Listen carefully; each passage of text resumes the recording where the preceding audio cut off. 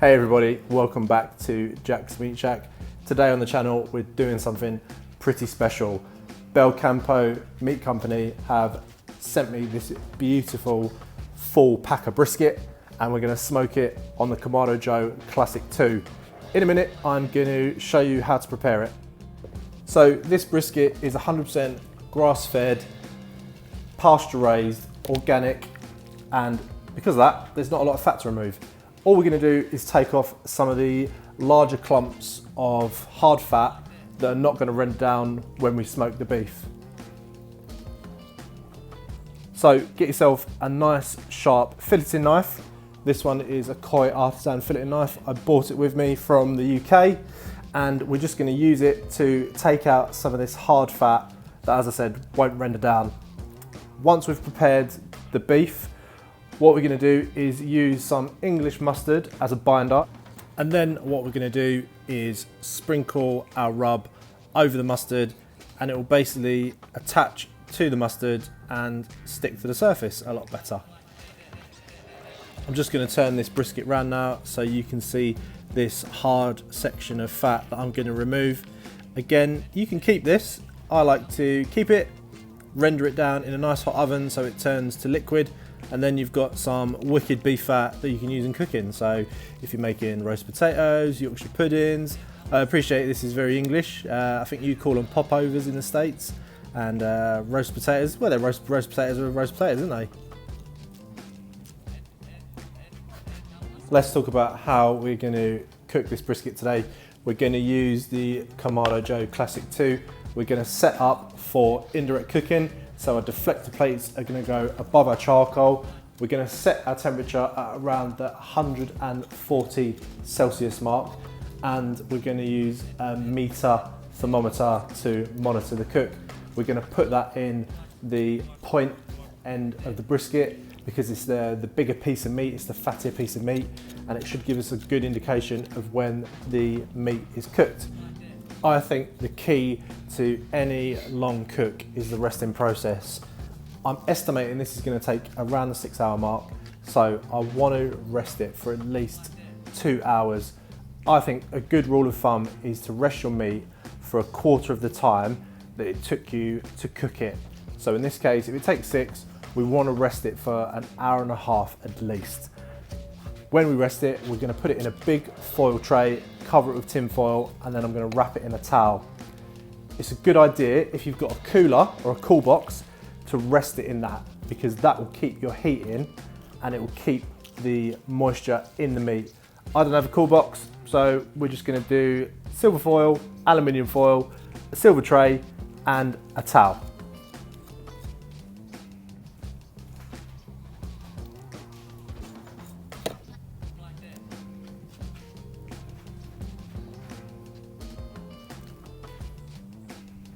Now time for the English mustard, a big liberal helping of Coleman's mustard, at least a couple of tablespoons. This is a large piece of beef. We want to get a nice coating of this rub all the way over the meat. It will give it really good depth of flavour, and especially when we're going to sprinkle some Cattleman's Grill Smokey Chipotle coffee seasoning on top of it.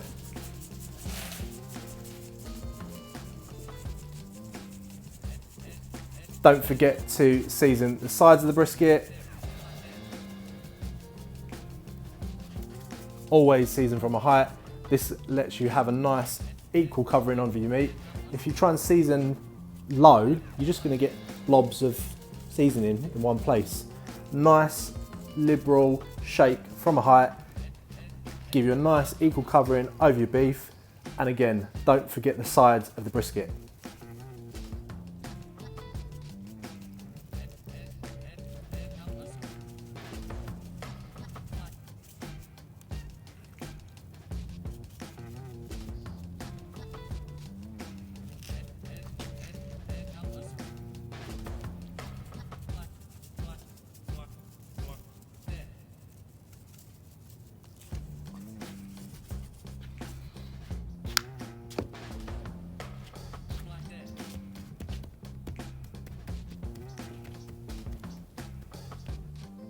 Now we're going to set up the Kamado Joe. So nice lot of charcoal in the bottom. I've actually put in some Kingsford hickory charcoal briquettes along with the lump wood because I don't have any additional wood to put in, so I thought we'll give these a go to see if they produce any smoke. Then we go in with the deflector plates, on with the grills,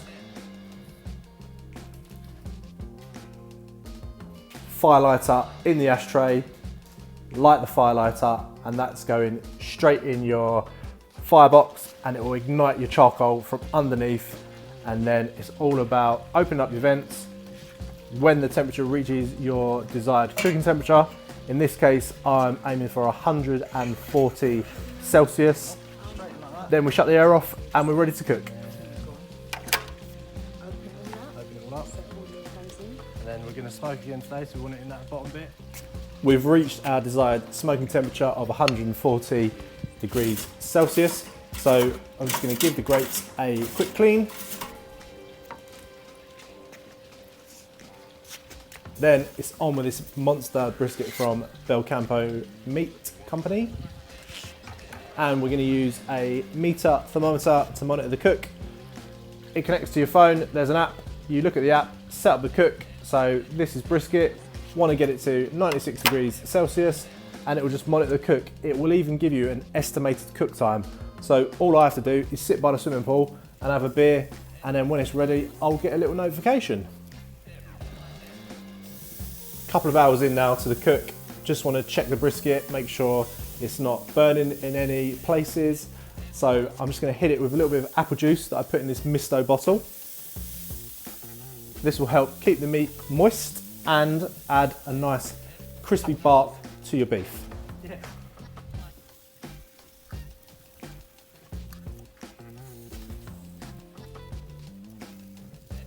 Five and a half hours in now, we are done. We're going to place this brisket in a massive silver tray. I'm going to add a little bit of apple juice just for its final rest. And in 2 hours, we should be ready to slice. Aluminum foil over the top. And then I'm going to place it indoors, wrap it in a towel. And if by magic, 2 hours later, we are ready to slice.